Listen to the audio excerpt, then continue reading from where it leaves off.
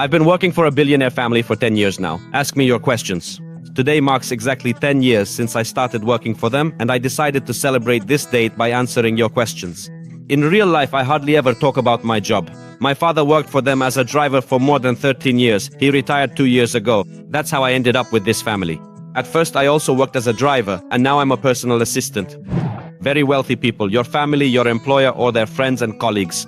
Are they kinder or meaner than ordinary people? It seems to me that, having power and money, people often allow themselves to talk to others like they're dirt. The family I work for is very pleasant. That's the number one reason why I've been here for 10 years already. I genuinely like them. Well, okay, not all of them. A couple of distant relatives aren't the nicest, but even they are polite to me. They don't act arrogant at all. And I've seen with my own eyes how the parents would call out the kids if they started to get even a little conceited. They have certain quirks and their own peculiarities, but overall, they're good people. Their friends and guests are mostly the same way. I think it's important to them to surround themselves with people who share similar values, so they don't get close to arrogant types. But of course, I've met those kinds of people too. It all depends on the person. Moreover, I've dealt with staff from other families, and sometimes even the workers themselves, not all, but some, start to feel superior to me because their employers are wealthier than mine. Ahaha. What kind of quirks does this family have? I had already written an answer but decided to delete it. It turned out to be too personal. I don't know how to explain it without giving away details. They're strange more in a cute way, not a creepy one. They just have very close relationships with each other, even if they're not always related by blood. Everything is a bit complicated. Maybe it seems unusual to me because my own family isn't that close-knit. What is the craziest purchase they've ever made, and what is something that's nothing to them, even though for ordinary people it would seem like incredible luxury? To be honest, they kind of cosplay as upper middle class. They don't do anything wild or buy crazy things like some of their acquaintances do. They fly business or first class more often than they take a private jet. They only have homes that they actually live in, and there are only about 6 full-time staff on the property, including me. The craziest thing that comes to mind is that they built a fully equipped recording studio right in their house for one of their children. He was into music as a child, then gave it up, and then suddenly said, "I want to get back into it." And the very next day, a team of builders arrived. It all happened very suddenly. Their kids aren't spoiled, so apparently the parents just decided to support him. And the wildest thing I've seen with others is that their neighbor has his own zoo. By the way, my family judges him for that. Haha. For them, travel probably falls into the nothing special category. I still get excited when I travel with them, which doesn't happen often. Almost always, someone stays home and I stay too, but for them it's more of a routine. Do they have a particular favorite destination when it comes to traveling? Or just a well-known spot you would recommend visiting? They actually probably like Switzerland, but they have family living there and they enjoy skiing quite a bit. But overall, I wouldn't say they have one favorite place. They're more interested in new experiences. There's a specific hotel in the Middle East they frequently visit, even though they don't particularly enjoy staying there. It's just like a local bar where all their acquaintances always meet up. Which trip with them was the most exciting for you? And in your opinion, what was their most unusual vacation? How do they generally like to have fun? Maybe it's not the most exotic place, but I went with them on a Mediterranean cruise, and for me, as someone who loves ancient art history, it was just a dream come true. And I actually thought I would be working there. And when we boarded, they said, "Yeah, we just wanted you to enjoy the trip. You don't have to work." Akari, man. That was one of the nicest gestures from them. Recently, part of the family went to the Arctic. I really enjoyed looking at the photos and drone videos they took there. For entertainment, they often do quite ordinary things. They invite close friends over, throw small dinner parties, cook meals together, go to local art events and the theater, or take relaxing weekend trips. Everyone has their own hobbies, nothing out of the ordinary, to be honest. Do you organize all these activities for them? Sometimes, partially, but mostly, when it comes to leisure, they like to plan trips themselves, and if it's work-related, they have a separate person for that. What's the craziest thing that's happened to you at work? Someone from their circle of acquaintances was killed. He was quite close to the family. He visited them often. For their social circle, this is an absolutely atypical situation. The family is still going through it and often discusses what happened. They never found out who did it. Have you ever had to do anything questionable, illegal, or immoral? No, the closest thing to that was when one of the kids asked me to pick up some weed from his friend. I was passing by anyway. He's of legal age, but weed is illegal here, even though this ban isn't really enforced. If I had been caught, at most I would have had to pay a small fine, but technically it was illegal. If you don't mind me asking, how much do you earn? I've always wondered if wealthy families, for example, pay their driver not just the standard amount, but 10 times that. I won't name any figures, sorry. When I worked as a driver, the salary was about 50% higher than what agencies offering the same service to other clients paid. Now the salary is much higher, but there are also a lot more responsibilities. Plus, I have to be available almost all the time. And as a driver, I had fewer working hours. What perks do you get working for them? Honestly, I have a lot of free time when I can do whatever I want right on their property. When I'm at work, I have to be available 100% of the time. But most of the time, they don't need me to be around. The staff are allowed to use everything they have except for the personal belongings of specific family members. For example, last week I had nothing to do and I spent the whole day in the pool. I always asked for permission, but they say you don't need to ask. My job is either very intense or there's almost nothing to do. And I like that kind of rhythm. Do you have fixed working hours, or is it more like always be on call but don't do anything until you're asked? Always on call, except for weekends, which are usually planned a couple of weeks in advance. First, what is the most absurd task you've ever had to do? Second, do they often have affairs? The first one? One time I traveled to another country, 3 hours one way, just to buy a family member's favorite candies. He's crazy about those sweets. He usually goes there himself and stocks up, but that time something went wrong. It was no big deal. I actually enjoyed the trip myself, and the bonus was nice too. The second one? No, absolutely not. There are definitely no affairs. Considering that you're within arm's reach of immense wealth, if you could magically change your life circumstances, would you want to be born into a billionaire or millionaire family? Or would you leave everything as it is? And why would you make that choice? Honestly, I would choose to be born into this very family. Haha, I hope they never read my message, otherwise it sounds kind of creepy. Just kidding. But I really do like the way they treat their children. It's not even about the money. There were certain times when they provided me with even more support than my own family did. As for money, when you see it every day, it starts to lose its sense of special appeal. In the end, in my opinion, they have the same problems as people with an average income. I've always wondered why wealthy people don't leave huge tips for the service staff, knowing that your family isn't exactly throwing money around. But if they can easily spend a small fortune on Balenciaga sneakers, why not give $5 as a tip to some hard-working individual with a compelling and unique life story? I work for a very wealthy person, though not quite as rich as your family, and he is widely recognized for his frequent random acts of generosity. For example, once there was a high school student helping to park cars at the building next door. One of the employees struck up a conversation with him, introduced him to the boss, and after half an hour of talking, the boss agreed to pay for the guy's college education. Do your folks have any stories like that? I have an answer, at least when it comes to this family. They consider it very rude to assume that someone needs their money. For them, it's humiliating to throw money at someone, implying that the person can't take care of themselves.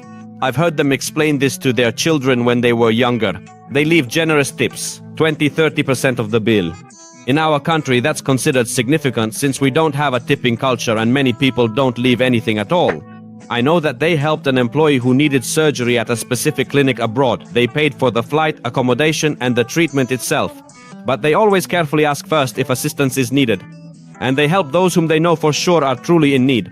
They don't just hand out money to random people on the street. I hope I made myself clear. What is the most hilarious story that you can share with us? I don't even know. In May, a family member got stuck in a fence. He decided to fix something himself and got stuck. The whole family and the staff tried to get him out, but in the end they had to call the rescue team to cut out a part of the fence. Now it's his favorite story.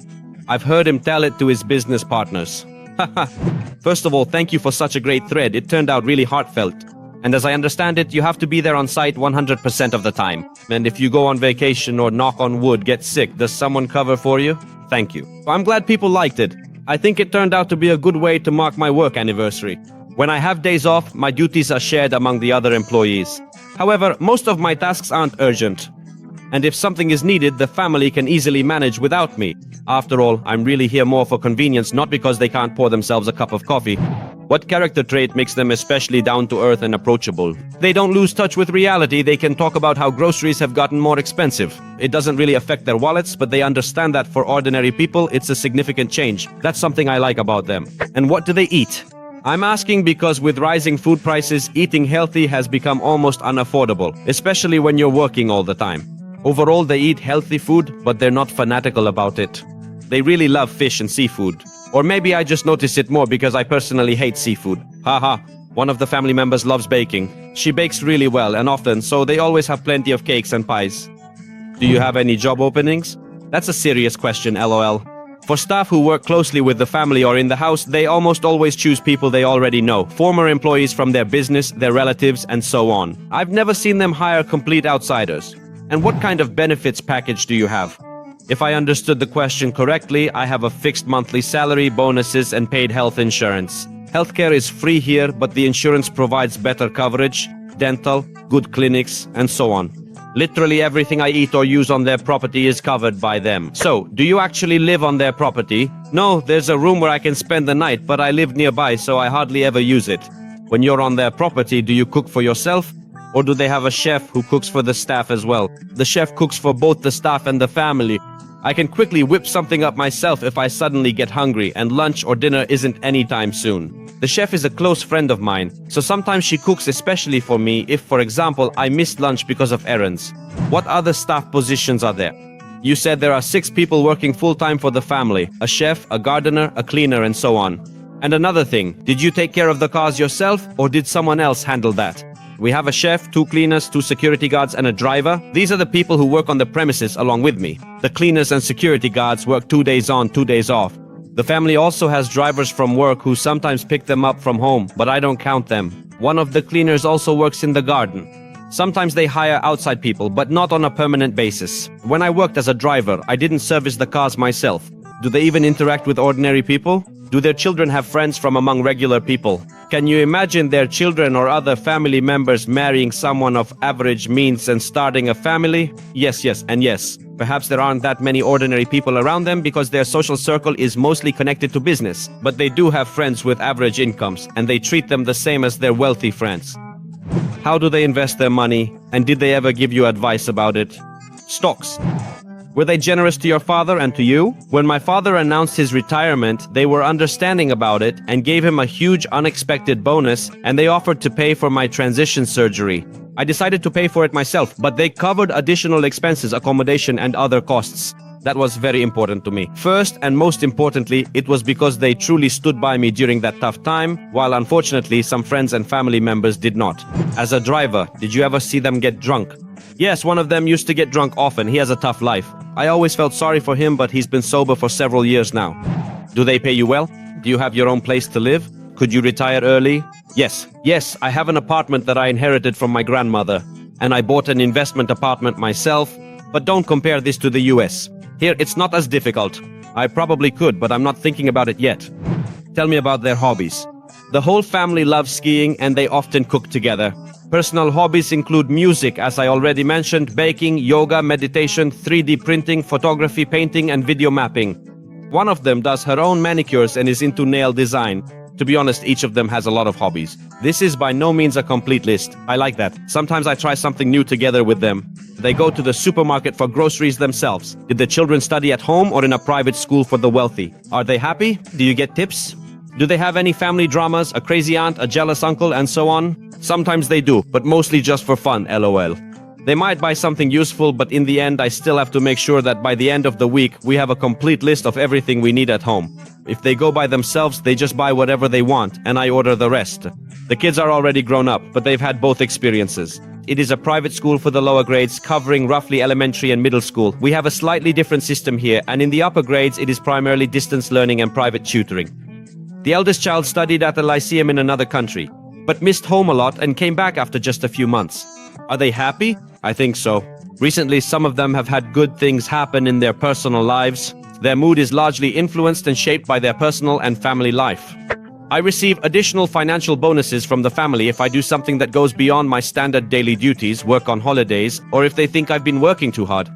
That happens quite often, to be honest. I've received tips a couple of times from their friends or acquaintances. They have a slightly crazy grandmother in the family. She's a narcissist, but she lives in another country and they keep their distance from her.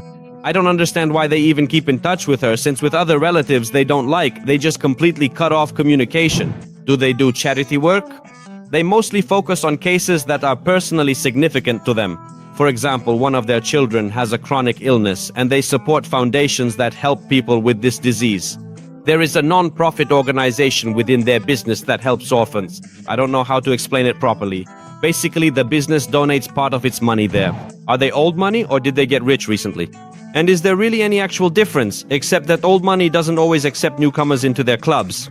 It's more the latter, in the sense that they earned everything themselves. But one of them comes from a wealthy family, he just didn't get any money from there. Actually, the division between old and new money isn't that noticeable here. I think that's more of an English or American thing. Here, almost no one talks about it. Either you have money or you don't. Is it hard for you to balance your personal life and work? Do you have time left for friends and family? On average, I have one completely free day a week and 2 more half days off. When you add it all up, that adds up to about 2 full days of time off per week.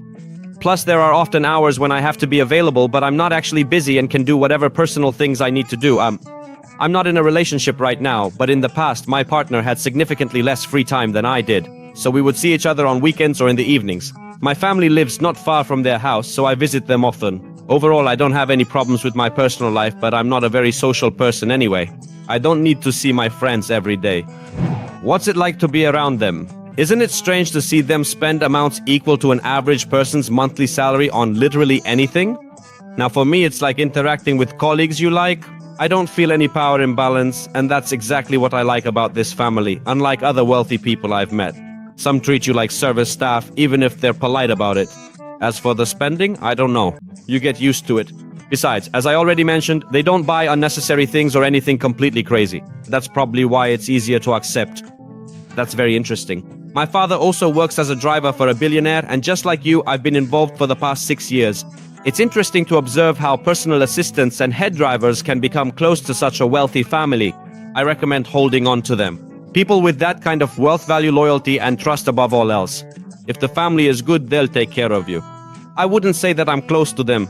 We have more of a mutual respect and friendly attitude like colleagues. We keep a polite distance, but at the same time, we genuinely wish each other well. This is my first year working for a similar family. What would be your main piece of advice? I think if there isn't mutual respect, it won't last long. Both sides need to feel comfortable. Did you have to sign an NDA? Once, at a corporate event, but it wasn't related to this family, it was because of other participants. Honestly, it seemed a bit excessive. I understand you can't be too specific, but how important is security to them?